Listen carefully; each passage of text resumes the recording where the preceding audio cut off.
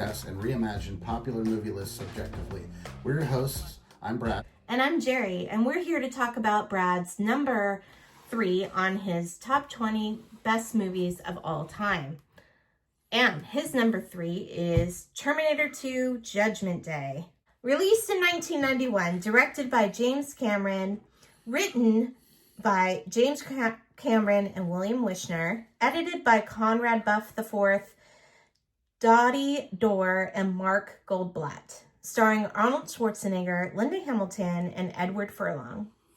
The story is about a cyborg, identical to the one who failed to kill Sarah Connor, must now protect her 10-year-old son, John, from an even more advanced and powerful cyborg. All right. So, to me, before I even get into Brad's thing,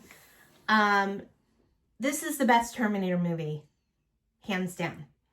Sorry. Kill me, whatever you gotta do. But yeah, I think it's the best one he did. It's really interesting because although he directed both Terminator movies, they kind of fall into the sequel path that Alien and Aliens follow. Yes, where the first one is more of a horror movie, and then the second one is more of a sci-fi action movie. Yes, I agree. I think that's really, really interesting. And I've always wondered if he did that on purpose because, you know, he put, you know, he did, you know, he followed, what's his name, doing Aliens, and I think he saw how well received both of those movies were, and it gave each of them a chance to be different. They're both really great movies in their own right. I wonder if when he decided to do it, if he was like, you know, I made a horror movie out of the gate here, maybe I'll do the same thing. I'll make my same kind of sequel. I wonder if that he did that on purpose. I honestly think it was about money. There's definitely that. Because I feel like the first Alien and Terminator were kind of low budget. The first Alien's not a low budget movie. It was a studio film. I mean, it wasn't like Star Wars level budget. No, but it was a studio film. The original Terminator is pretty much an independent movie. Yeah, it's a low budgeter. Low budgeter. It's lower budget than Terminator 2. Well, yeah. By the time Terminator 2 comes out, he's kind of a big deal. So I mean, at the time when he's doing Terminator, he hasn't really taken off yet. So at that point, he's really only done a couple of things for Roger Corman. I mean, he's essentially like a truck driver. Yeah. You know, at this point, Terminator's come out. It was a really big hit. Aliens came out, was a massive hit. It's a great so movie. He has got some clout now. Yeah. And he's got a relationship with 20th Century Fox. So yes, he definitely got a lot more money to do this movie. I feel like sometimes, and this is just my opinion, that when you have less money, it's a little easier to do a horror story. It is, for sure. Than making this big, like, huge sci-fi epic thing. Yeah, and there aren't, like, I mean, there aren't, like, the action sequences like there are in this movie. So you've essentially got, you know, it's essentially like, you know, like it's like a zombie story, really. The first one's a zombie story. Yeah, that's very true. I mean, it's, you know, it's set in sci-fi and it deals with time travel and this and that, but essentially there's a zombie trying to kill Sarah Connor, and, you know, Kyle Reese is trying to protect her from the zombie, and they've got to take out the zombie. And this one, you know, it is again a zombie story, but it's packed with action. And now there's 2 zombies, and one's a good zombie and one's a bad zombie. Yes. So there's this whole like interplay there. Like everything is just, it's kind of like everything's just, you know, everything's at 11 in this one. Yeah, and the story is really flushed out, which I like. you know, we meet Sarah Connor again. She's in a freaking mental institution because nobody believes her, Right. or she keeps talking about, you know, the end of the world, which she knows is going to happen, but nobody listens to her. And she's just this badass because she's like, look, I'm basically going to have to fight this whole thing on my own. Well, that's the thing is, like, you know, she's going by everything that Kyle told her about what this future's going to be. And Kyle's basically told her, like, you know, your son is going to save humanity.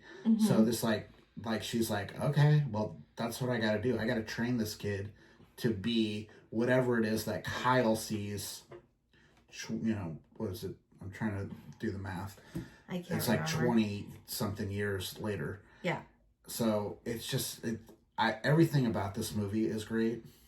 The dialogue is really good. Yeah, it's written better. Like, James Cameron is not known for writing great dialogue. He writes pretty good dialogue in this movie. What he does write really, really well are action sequences, and he nails it in this movie. That whole action sequence with the truck, the semi truck In the LA River. Yeah, that's pretty memorable and amazing. And he does something that I think is a failure of modern action movies. I think modern action movies fail to have a really cool action sequence and then a cool down. Yes. I think modern action movies going balls to the wall the whole time is a mistake. Too much. It's a mistake. The audience doesn't get a chance to kind of absorb what's happened. And I don't think a lot of times they're using the action to tell the story. And I think he does that really, really Yes, well he in does. this movie. He really does. And there's, first of all, also the technology that's used in this movie is very ahead of its time. It's like the very first time on a fairly large scale that we see CGI. And it's what's the T2000, 3000? It's the T1000. T1000 is the second generation, I guess. generation of Terminator robots that come after John, and he is basically like liquid mercury or something. He's a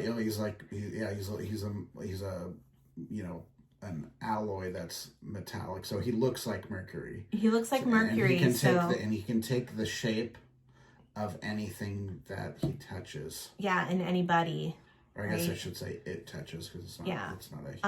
And so it's visually. I remember watching it for the first time and being like, "Whoa!" Like. Yeah. So we went to see this movie. It was me, Bill, my dad, Lori, and Lynn. We went to go see this, and we got stuck in like the second row. Oh God. So this movie, and this is one of the louder movies of its time. So this is right when surround sound's starting to kind of come across, and James Cameron is nothing if he's not an innovator of cinematic technique. It's one thing him and George Lucas really have in common is they're always about pushing the theatrical experience. So this movie's loud. Yeah. And we're sitting there like this, like watching it. And I mean, it's like, it was like getting punched in the head like for 2 hours. Jesus. But just a great, great movie. Yeah, really good. You know, it's interesting to me because this is so high up on your list, yet we don't talk about it as much as we do with the other items that are on your list, which is interesting to me. I'm an onion with many layers. I mean, what can you say about this movie? It's iconic. Yeah. I think the thing I would say about it is I think Robert Patrick's had a really good career, but I don't think he gets his due for how good he is in this movie. And I will also say, although it's not a great movie, I don't think it's Christina Loken who plays the similar kind of Terminator in the third movie. Oh yeah, she's fantastic. She's really good. I've seen her. I remember that. I've seen her in other stuff, and she is a good actress. She's not just being wooden. She's playing the part. She's really good in that. I don't think they get enough credit for their performances. Well, and then we can't not talk about Arnold Schwarzenegger, who's made the whole thing his own. I would hope at some point that people don't do like what they've done with Indiana Jones, which is like at some point you have to, to me, because this story has gotten so convoluted. It's so all over the place now. You need to like have a single person EP these movies, come up with a story to tell like 5, 6, 7, 8 of them, however many there's gonna be, and then and cast it. And do it like there are plenty of people you could get. You know who would be good? The guy from Reacher. The guy from Reacher. I think they actually talked about him doing it. I've heard they've talked about him doing it at one point. I heard there was talk about Dwayne Johnson doing it at one point. Okay. You can find someone to play this part. That's not the problem. The problem is like, yes, you can recast Arnold in this movie. Yes, it's an iconic role, but you could still cast. Yeah. He's playing a robot. Yeah. So, a lot of what's iconic about the role are the lines. It's not his performance. Yeah. And I will give him credit. He's really good in this. He is. There's more of a father-son relationship in this movie. I think it's truly a performance. I think in the first one, it's not as much a performance. He's really still developing his craft in the first one. Yes. It's technically its third movie, but I think it's really like, or I can't remember if Conan the Destroyer came out before or after the first Terminator, but you had Pumping Iron, Conan, and then this. So it's not like he had a breadth of roles. By the time you get the first Terminator. By the time you get to this movie, he's been in like 6 or 7 movies. He's a major movie star. Yeah. Probably one of the 5 biggest movie stars in the world at that point. Yeah. So it's a different animal. It so much so that it created all kinds of problems promoting the movie. Because they had ideally you would not show him. Oh, right. In a lot of the advertising, but you have to show him in the advertising because it's Arnold Schwarzenegger. And if you tell people that Arnold Schwarzenegger's in the movie, they're not going to know that they so it created some problems there. But can we talk about something really quick? And I'm not saying this in a very sexual way at all. The part where Schwarzenegger is as Terminator and he appears, like he time travels and he appears and he's naked in that little circle. That had such a profound effect on me. It wasn't in a sexual way, but just the way it looks artistically. It looks like a Renaissance, I think it's by design. It kind of looks like a Renaissance sculpture. Yeah, I mean he looks, because he comes in and he's he's totally chiseled, right? Yeah. And I'm like I said, it's not in a sexual way. It's just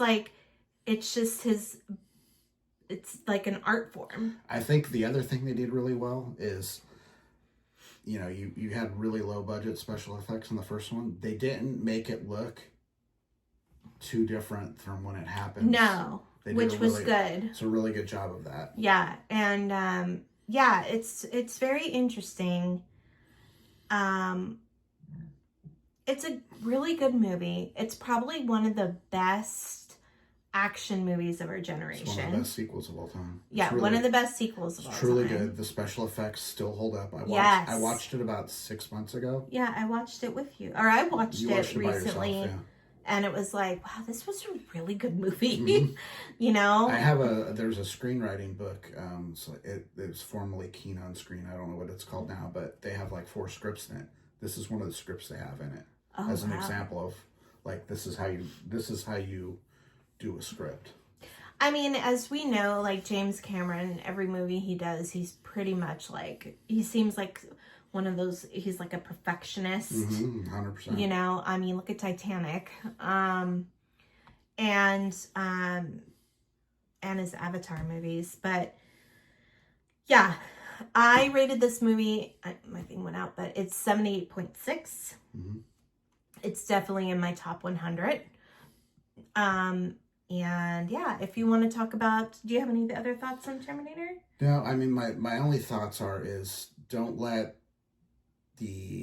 how convoluted everything got after this, the continuity and distract you.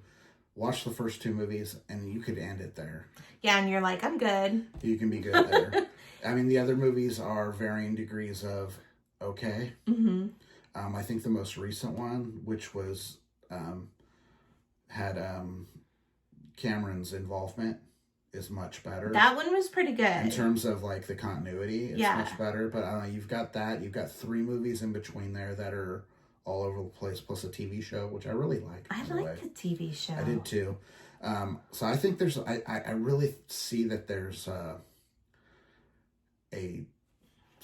way to like remake this and make it a little more. You can even do it animated. Yeah, you could. Oh yeah, you could. So let's talk about one more thing. The imagery of her dream of the end of the big bomb happening is really, really scary. Mm-hmm. Like she's just up on a fence and she's seeing it happen. Yeah. And everybody's just like burnt up. Yeah. It's yeah. Anyway, if you'd like to talk about Terminator 2 and let us know what you think about the movie, please do so in the comments. Please like and subscribe to our channel, please. And if you'd like to talk to us directly, you can reach us at ratingthelist@gmail.com. But I think that's it for now. I'm Jerry. I'm Brad. And we'll be back. All right. Thanks. Bye.